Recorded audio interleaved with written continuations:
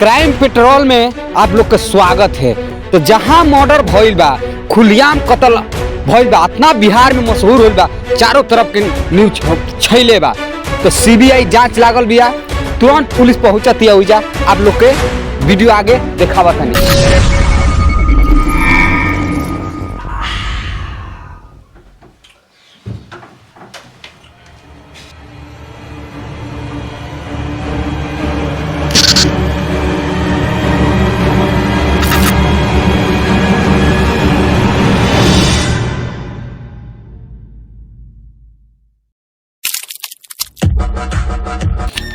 Murder हो गई, हम लूट गई, नहीं बर्बाद हो गई, मेरे भाई के मर्डर हो गई।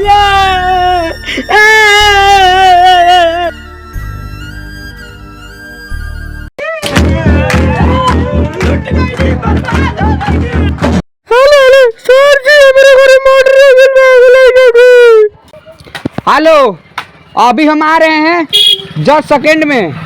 गाड़ी चलाओ यार। अरे 2 मिनट में हम आवत नहीं यार। मौका हालात तो मर्डर होके से पहले हमार गाड़ी पहुंच जाई। टेंशन काहे के लेवे के बा? जब अफसर बानी तो जल्दी अक्सर होई।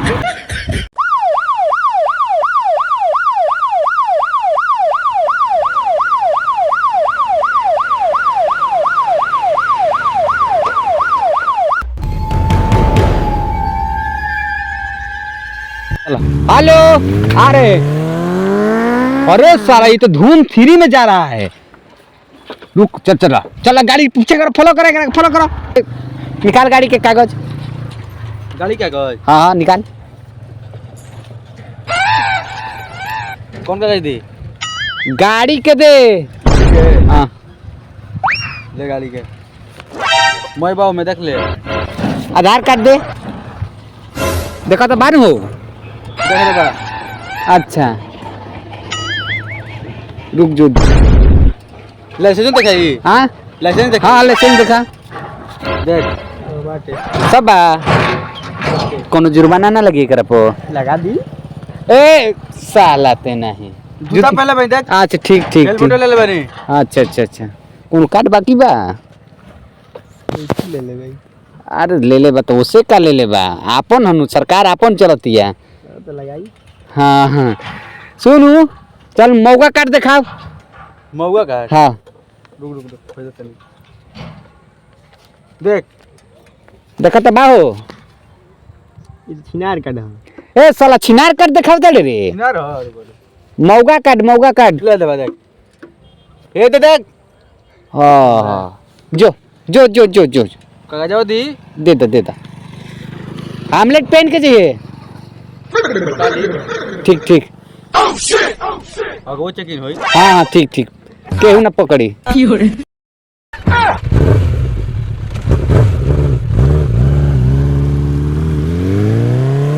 तो क्राइम अलर्ट में आप लोग का स्वागत है। देख रहे हैं पुलिस साइकिल से घूस लेते हुए पकड़ा गई है।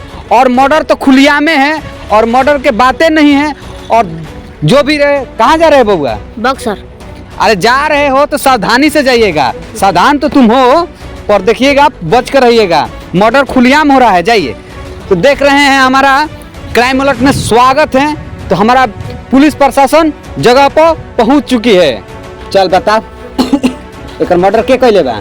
सर हमारा नहीं मालूम कैसे मर्डर भइल बा। साला देखा तनी कि बोड़िया में काट के लाश यही पर पड़ल बिया। पूछा तर के मर्डर के कैले बा? सर भागत सर। अरे सर हम कुछ नहीं करे सर कतरे लाश खुलियाम गिरल बिया, मर्डर भइल सर बिया। हम नहीं जाना सर, भाई रहल, हम का ओकर मर्डर करब? सुतल ते कहाँ रहले? यही घर में बाड़े मर्डर भाई सर हम नहीं जाना। सर हमारे में कौन हाथ नहीं है। हाथ करे में नहीं सर बताओ साला, सच बताओ मर्डर के कैले बा? अरे साला घड़ी त हमर भाई के घड़ी है।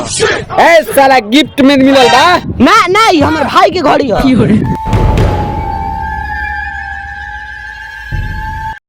अरे भाई, अरे हमर भैया के घड़ी चुराइले बा रे। ये साला मर्डर कइले बा।